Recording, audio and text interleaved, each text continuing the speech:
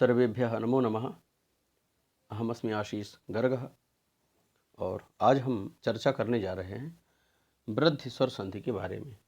इसके पहले वाले वीडियो में हमने चर्चा की थी दीर्घ स्वर संधि और गुण स्वर संधि के बारे में। तो आज हम पढ़ने जा रहे हैं वृद्धि स्वर संधि। तो वृद्धि स्वर संधि के लक्षण और उसकी क्या विशेषता है, वृद्धि स्वर संधि जो है वह किन किन स्थानों पर और किन किन परिस्थितियों में होती है, तो आज के इस वीडियो में हम जानेंगे। तो ये वीडियो जो है ये कक्षा 6वीं से लेकर के और 7वीं, 8वीं, 9वीं, 10वीं, 11वीं, 12वीं अर्थात कक्षा 6 से 12वीं तक के विद्यार्थियों के लिए ये बड़ा ही महत्वपूर्ण है और उपयोगी रहेगा। तो आप सभी जो भी चैनल में जुड़े हुए हैं ध्यान से देखें और इसे समझें। तो आइए शुरुआत करते हैं। वृद्धि स्वर संधि, ठीक है। इसका जो सूत्र है ये क्या है, वृद्धि रेचि।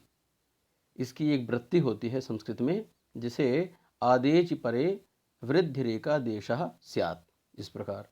तो इसकी हम परिभाषा पढ़ लेते हैं। क्या है, आ अर्थात ह्रस्व आकार अथवा दीर्घ आकार के बाद ए अथवा अय रहे तो दोनों मिलकर अय हो जाते हैं, एवं ओ और औ रहे तो दोनों मिलकर औ हो जाते हैं। ठीक है, समझ में आ रहा होगा आपको कि अगर पहले पद में, ठीक है, पूर्व पद में अगर हमने संधि विच्छेद की और पूर्व पद में ह्रस्व आकार हो या दीर्घ आकार हो और उसके बाद यानी दूसरे पद में एकार और ऐकार है तो दोनों मिलकर के अय हो जाएंगे, और दूसरे पद में ओ है और औ है तो दोनों मिलकर औ ही हो जाएंगे। उदाहरण से स्पष्ट हो जाएगा।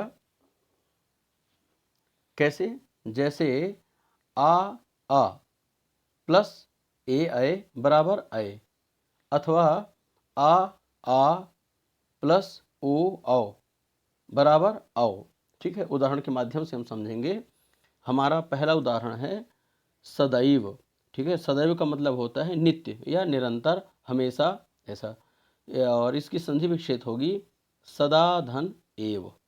अब सदा में जो दा है इसमें आकार है यानी बड़ा आ है ना, दीर्घ आकार है, और यहाँ पर ए है एव। तो यहाँ पर ये हम समझ रहे हैं कि आ और ए ये मिलकर के क्या बन जाते हैं, अय बन जाते हैं। तो यहाँ पर जो है दा में ये जो आकार है और ए ये दोनों मिलकर के क्या हो गए, ये दोनों मिलकर के हो गए अय। तो यहाँ दा में अय की मात्रा आ जाएगी तो मिलकर के हो गया सदैव। ठीक है, आगे है मत धन ऐक्य मत ऐक्य। यहाँ पर ह्रस्व आकार है और यहाँ ऐकार है, तो चूंकि इसकी शर्त ही यही है कि भले ही यहाँ पर दूसरे पद में ए हो चाहे अय हो, तो यहाँ पर अय है और यहाँ पर क्या है, ये ह्रस्व आकार है, तो आ और अय को मिल करके भी अय ही होगा। तो यहाँ पर जो है आ और अय मिल करके अय हो गया, तो क्या हो गया, मत ऐक्य। तीसरा उदाहरण देखेंगे, तत्र धन एव। अब तत्र में जो त्रा है इसमें भी आकार है और एव में क्या है, एकार, तो आ ए मिल करके अय हो गया। तो यहाँ पर क्या हो जाएगा, तत्रैव। तत्रैव यानी होता है वहाँ ही। ठीक है, तत्र यानी वहाँ, एव यानी ही, यानी वहाँ ही। चौथा देखेंगे हम, जल धन ओघा। ठीक है, तो जल में जो लकार है इसमें भी आ है और ओघा में ओ, यानी पूर्व पद में, पूर्व पद का जो अंतिम वर्ण है उसमें आकार है और पर वर्ण यानी दूसरे पद का जो पूर्व वर्ण है उसमें ओकार है, तो आकार और ओकार ये दोनों मिलकर के औ हो जाएंगे। तो यहाँ औ की मात्रा हो जाएगी, क्या हो जाएगा, मिलकर के पद बन जाएगा जलौघः।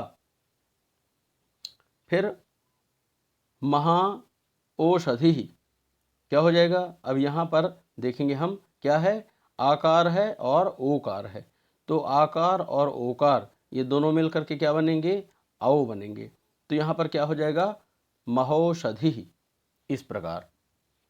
अच्छा, इस ये जो संधि है इसमें कुछ अपवाद यानी कुछ एक्सेप्शन भी होते हैं, तो चूंकि उनका भी नियम होता है, तो कैसा, इसको हम पढ़ेंगे।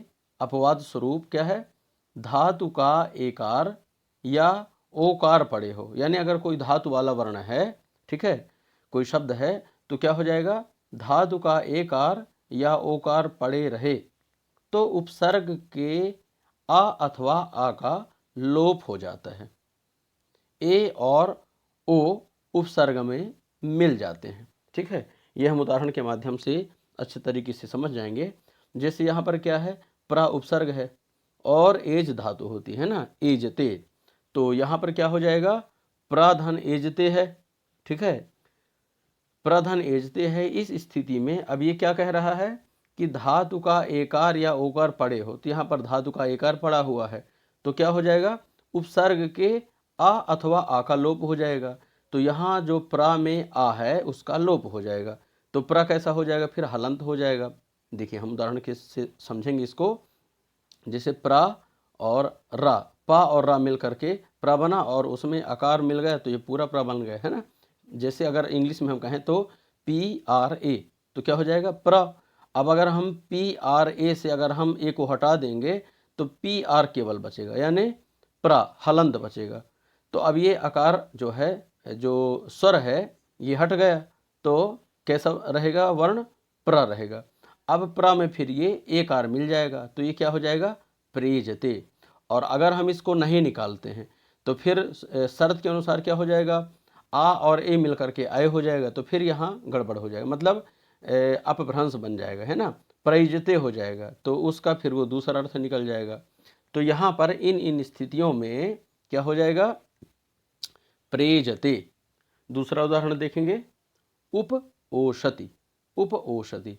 अब यहाँ उप में जो पा है उसमें भी आकार है और ओषति में ओ है, तो यहाँ पर उप में जो पा है उसमें से आकार यानी जो आ वर्ण है वह निकल गया, स्वर वर्ण निकल गया, आ का लोप हो गया।